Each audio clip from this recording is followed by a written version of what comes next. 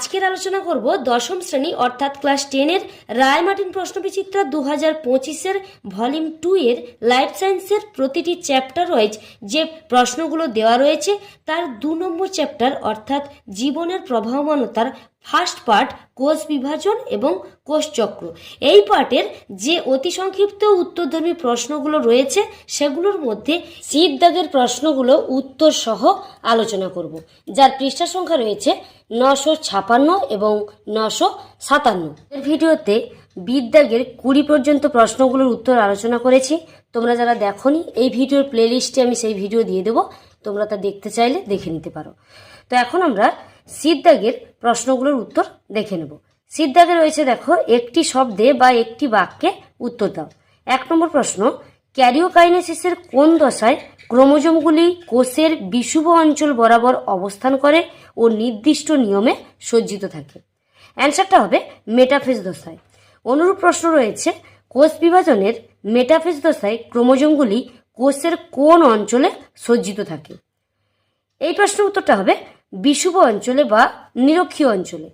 2 রয়েছে, মানুষের জনন কোষ অর্থাৎ শুক্রাণু বা ডিম্বাণুতে অবস্থিত অটোজোমের সংখ্যা কত?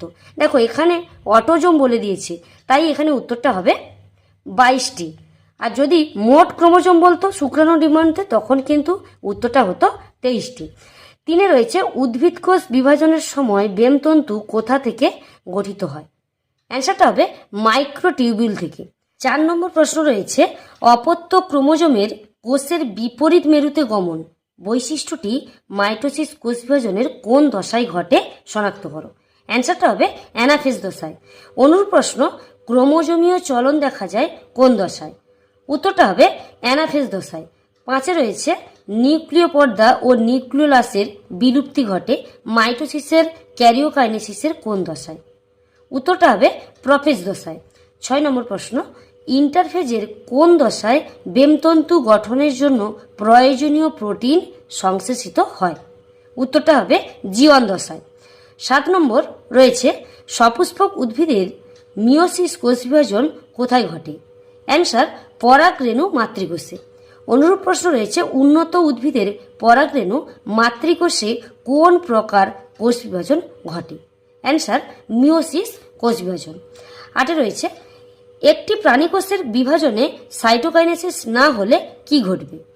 তো এই প্রশ্নের উত্তরটা হবে প্রাণীকোষের বিভাজনে সাইটোকাইনেসিস না হলে 2টি অপত্য কোষ সৃষ্টি হবে না, বরং একাধিক নিউক্লিয়াসযুক্ত প্রাণীকোষ সৃষ্টি হবে। অনুরূপ প্রশ্ন রয়েছে দেখো, একাধিক নিউক্লিয়াসযুক্ত প্রাণীকোষকে কি বলে? অ্যান্সারটা হবে সিনসাইটিয়াম। 9 নম্বর, মাইটোসিস কোষ বিভাজনের কোন দশায় বেমতন্তুর বিলুপ্তি ঘটে? তো এই প্রশ্নের উত্তরটা হবে টেলোফেজ দশা। 10 নম্বর রয়েছে, কোন সাইটোপ্লাজমীয় কোষ অঙ্গাণু বিভাজনরত উদ্ভিদ কোষে কোষপাত বা সেল প্লেট গঠনে সহায়তা করে? উত্তরটা হবে গলগি বডি। 12 নম্বর প্রশ্ন, মাইটোসিস কোষ বিভাজনের ক্যারিওকাইনেসিসের সবচেয়ে ছোট ও স্বল্পস্থায়ী দশা কোনটি? উত্তর অ্যানাফেজ দশা। 13তে রয়েছে, কোষ বিভাজনে অংশগ্রহণকারী কোষীয় অঙ্গাণুগুলির নাম লেখো। উত্তরটা হবে নিউক্লিয়াস, সেন্ট্রোজোম, মাইক্রোটিউবিউল, মাইটোকন্ড্রিয়া এবং রাইবোজোম। অনেকগুলো রয়েছে, তোমরা 2 কি 3টে লিখবে। 14 নম্বর প্রশ্ন, ক্রোমোজোমের আম্লিক প্রোটিনে কি কি অ্যামাইনো অ্যাসিড থাকে? অ্যান্সার ট্রিপ্টোফ্যান এবং রয়েছে টাইরোসিন। 15 নম্বর প্রশ্ন রয়েছে, 2টি পরিণত উদ্ভিদ ও প্রাণীকোষের নাম লেখো যাদের বিভাজন হয় না।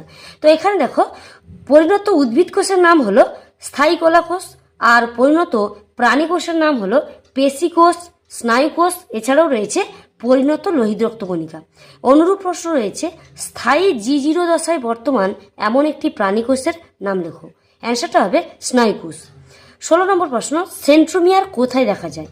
অ্যান্সার সেন্ট্রোমিয়ার ক্রোমোজোমের প্রাথমিক খাঁজ অংশে দেখা যায়। 17তে রয়েছে, নিউক্লিয়েট কি? তো এই প্রশ্নের উত্তরটা হবে নিম্ন শ্রেণীর প্রাণীর দেহকোষে ডিএনএ এর অবস্থান অঞ্চলকে নিউক্লিয়েট বলে। এরপর দেখো নেক্সট প্রশ্ন রয়েছে 18 নম্বর, কোন প্রকার কোষ বিভাজনে নিউক্লিয়াস ও সাইটোপ্লাজম সরাসরি বিভাজিত হয়? Answer amitosis. অনুরূপ প্রশ্ন, কোন প্রকার কোষ বিভাজনকে প্রত্যক্ষ কোষ বিভাজন বলা হয়? এই প্রশ্নের উত্তরটাও হবে অ্যামাইটোসিস। 19 রয়েছে নিউক্লিক অ্যাসিডের অর্থাৎ ডিএনএ ও আরএনএর গঠনগত এককের নাম উল্লেখ করো।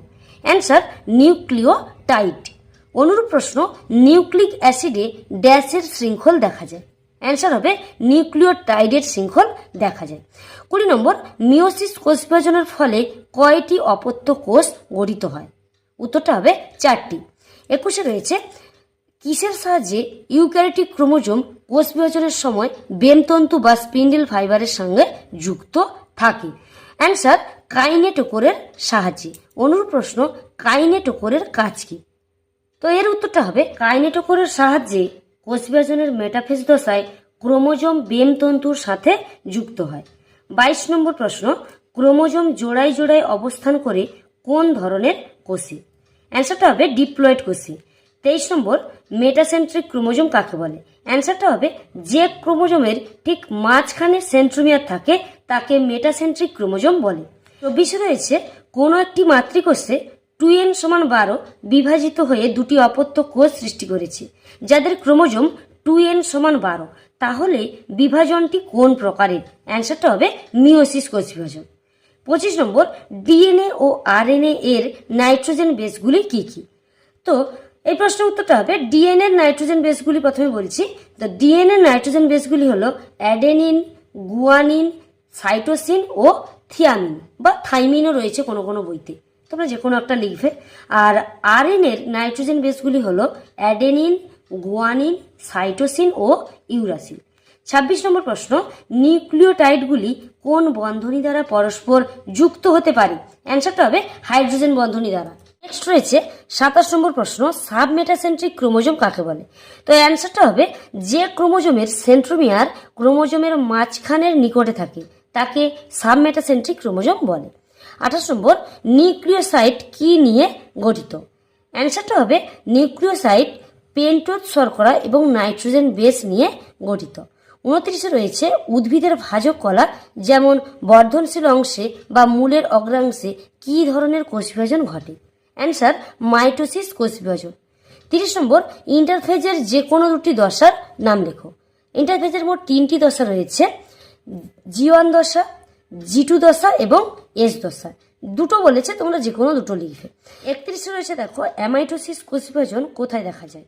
অ্যান্সারটা হবে অ্যামাইটোসিস কোষ বিভাজন ব্যাকটেরিয়া, ইস্ট, অ্যামিবা ইত্যাদির কোষে দেখা যায়। 32 নম্বর, কোন জাতীয় কোষ বিভাজনে দেহকোষের সংখ্যা বৃদ্ধি পায়? অ্যান্সারটা হবে মাইটোসিস। 33 রয়েছে ডিএনএ এর সম্পূর্ণ নাম কি? উত্তর, ডিএনএ এর সম্পূর্ণ নাম হলো ডিঅক্সিরাইবোনিউক্লিক অ্যাসিড।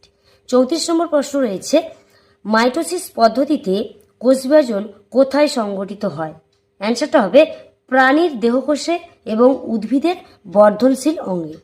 35 নম্বর প্রশ্ন, কোষচক্রের কোন দশায় কোষ অঙ্গাণুর সংখ্যা বৃদ্ধি ঘটে? অ্যান্সারটা হবে এস দশায়।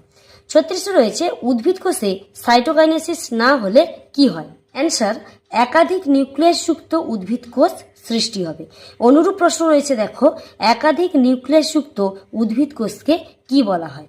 উত্তর হবে সিনোসাইট। 37 নম্বর প্রশ্ন, ক্যারিওকাইনেসিসের কোন দশায় কন্ডেনসেশন ও স্পাইরালাইজেশন পদ্ধতিতে ক্রোমাটিন সূত্রগুলি কুণ্ডলীকৃত হয়? অ্যান্সার হবে প্রোফেজ দশা। 38 রয়েছে মানবদেহের অ্যালোজোমগুলি কি কি? উত্তর এক্স এবং ওয়াই। এক্স এবং ওয়াই দুটোকে তোমরা ক্যাপিটাল অক্ষরে লিখবে, স্মল অক্ষরে কিন্তু লিখবে না। 39 নম্বর রয়েছে দেখো ইন্টারজোনাল তন্তু কি? অ্যান্সারটা হবে অ্যানাফেজ দশায় দুই মেরুর দিকে চলমান ক্রোমোজোম দুটির মধ্যে অবস্থিত তন্তুগুলোকে ইন্টারজোনাল তন্তু বলে। অনুরূপ প্রশ্ন, অ্যানাফেজে অপত্য ক্রোমোজোমের মাঝে ড্যাশ তন্তু গঠিত হয়? অ্যান্সার হবে ইন্টারজোনাল তন্তু গঠিত হয়। 40 নম্বর প্রশ্ন, প্রধান 3টি চেক পয়েন্টের নাম লেখো।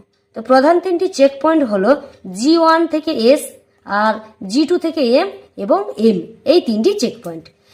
তো আজকের ভিডিওর লাস্ট প্রশ্ন অর্থাৎ 41 নম্বর প্রশ্ন রয়েছে মিওসিস কোষ বিভাজনের সমসংস্থ অথবা হোমোলোগাস ক্রোমোজোমের জোটবদ্ধ অবস্থাকে কি বলে?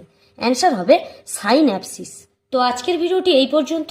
পরের ভিডিওতে আমি তোমাদের এই পার্টের বাকি যে শর্ট প্রশ্নগুলো রয়েছে, অর্থাৎ এই যে এ স্তম্ভের সঙ্গে বি স্তম্ভের মিলন স্থাপন, বি সদৃশ, এগুলো যে রয়েছে সেগুলো আমি আলোচনা করে দেবো।